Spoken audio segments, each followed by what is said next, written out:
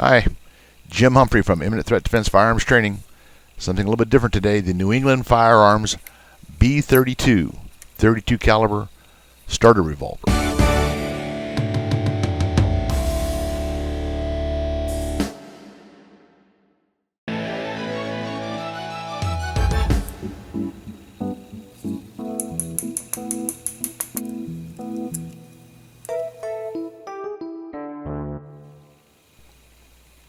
I said this is a little bit unusual because you don't see too many New England Firearms revolvers out there.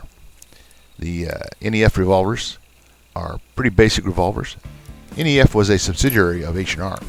So what I thought made this revolver interesting was it has a lot of commonality with a whole series of H&R revolvers, particularly the modern ones, and the NEF models R73 and R96. The B32 is a starter revolver. It's got a cosmetic solid barrel. As you can see, it can be fired double action or single action. Care and maintenance is pretty straightforward because the fire blanks are pretty dirty, particularly this face of the cylinder gets really grubby. It needs to be hit with a brush every now and again, and where the blanks fire against the back end of what would be the breech gets a lot of debris on it. Otherwise, treat it like any other revolver. A few drops of oil on all the pivot points occasionally, keep it wiped down.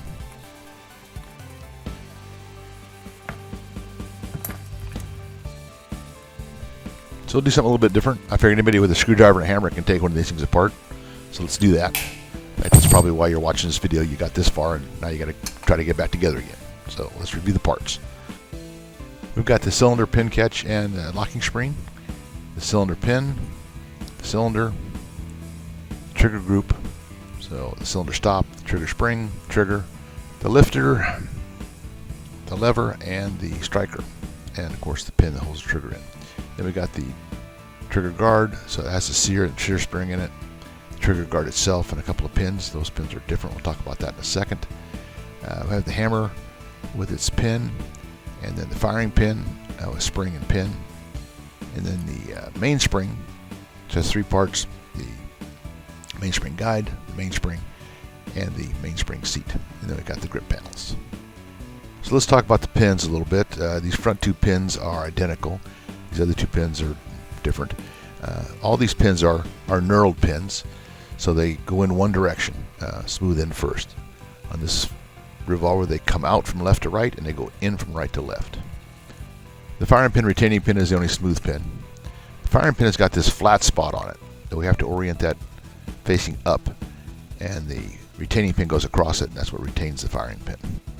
Installation is pretty straightforward. I insert the spring, follow with the firing pin, and put that flat side up. The retaining pin can be started by hand. To press the firing pin and tap it home. Then I check the firing pin for freedom of movement and protrusion. The trigger spring goes into a recess on the top of the trigger, and the lever spring goes into this little hole right here alongside the lifter. The lever mates with the lifter through that little dowel pin there, and the same thing with the striker on the other side. And then you have to kind of keep pinched together because they have a propensity to fall apart. During the installation process, I've got to push this spring-loaded lever back a little bit, but not too far. I also have to be careful not to move the lifter back too far, otherwise it'll pull the lever spring out of the hole. When I put the trigger group up inside the frame, I've got to get the trigger spring to set on that little seat right there. And then I've got to get the pin through at the same time. So I'll use this alignment guide to give me a hand. I'm also going to block the back of the frame with this piece of paper towel. That keeps the striker from falling back and getting caught in the frame. It wants to get caught against this ridge just underneath the firing pin, and it wants to fall back and get caught in that hole in the frame. So it all has to be kind of balanced carefully.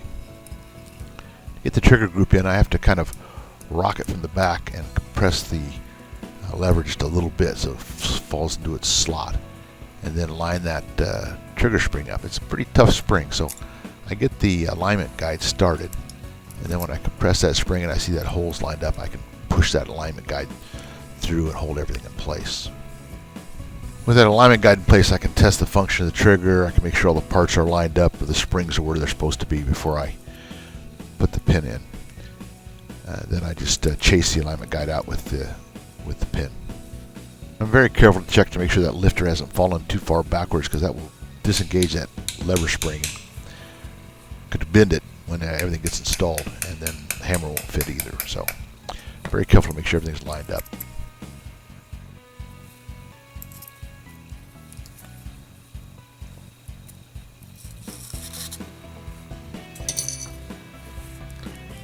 To install the cylinder stop, I have to pull the trigger back just a little bit, and then it will hook up inside there. To install the hammer, I'm going to have to get the hammer in there and then push that little lifter out of the way. So hammer goes in, and then I have to reach up to press the lifter, and then the hammer will fall into place and easily line up with the hole for the pin.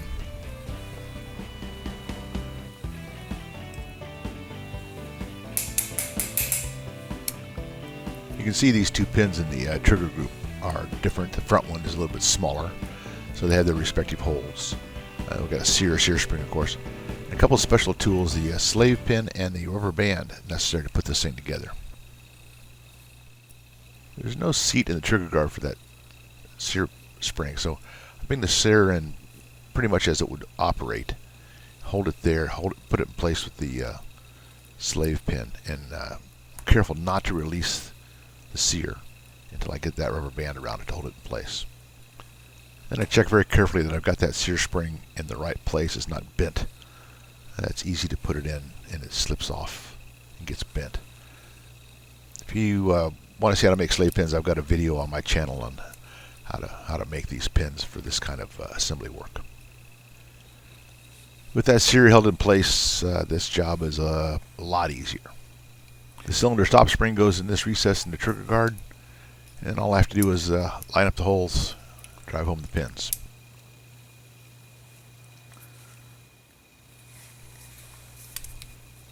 As I said before, these pins install from right to left. And you remove them from the opposite direction, left to right. I found it easier to put the front pin in first. I didn't seat it real tight until I got all the pins to line up. And then this rear pin should drive out to the slave pin as you push it through.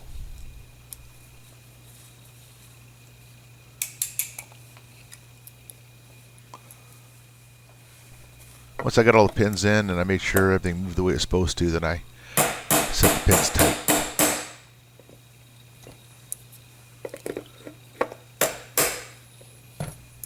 The mainspring group's a bit of a pain to get back together, not to mention a little bit dangerous.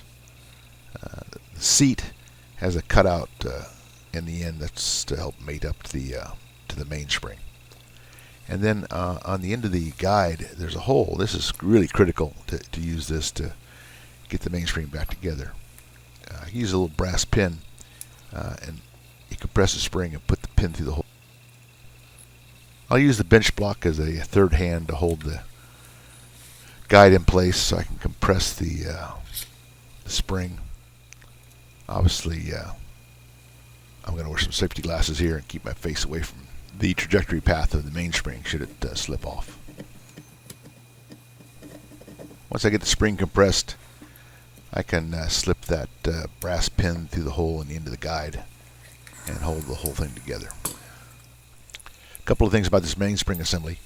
You can see the guide has a bend in it, and the seat is rectangular, so the pin has to go crosswise the long side of the seat, and so it has to be twisted to get it all lined up. The guide has to be pointed upwards and then put into that little seat in the hammer to install it.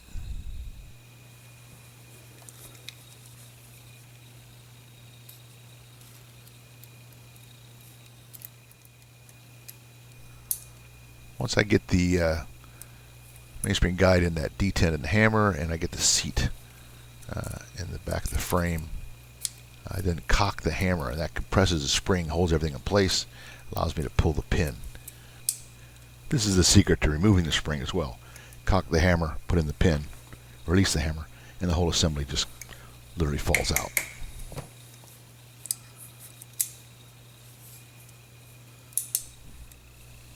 Disassembly assembly of the center pin catch is not for the faint of heart. It's got a seriously small spring and an even smaller, more agile locking spring clip that goes in this little groove right here.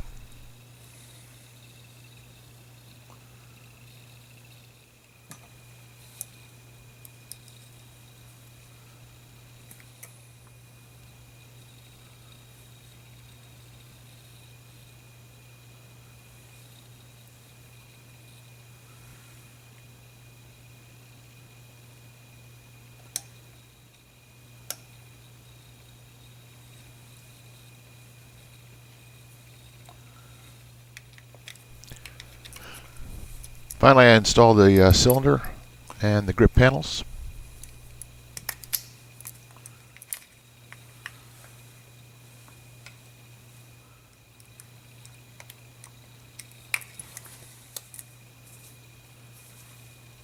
Oops, I mustn't forget to remove the rubber band.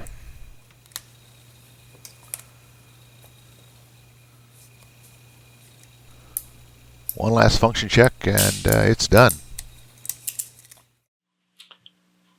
Well, I hope you found that interesting. I'm Jim Humphrey from Imminent Threat Defense Firearms Training. Thanks for watching.